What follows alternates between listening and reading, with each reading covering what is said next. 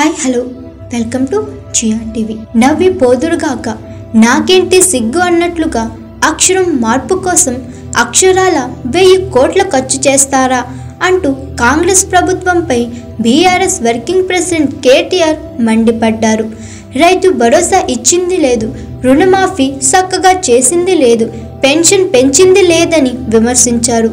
6 గ్యారంటీల అమలుకు దిక్కులేదు, కానీ ఆగ మేఘాల మీద అనవసరమైన వాటి కోసం 1000 కోట్ల ఖర్చు పెట్టేందుకు మనసొచ్చిందా అంటూ రవాణా శాఖలో టీఎస్ బదులు టీజీ మార్పు అంశంపై చేసిన ఖర్చును కేటీఆర్ తప్పుబట్టారు.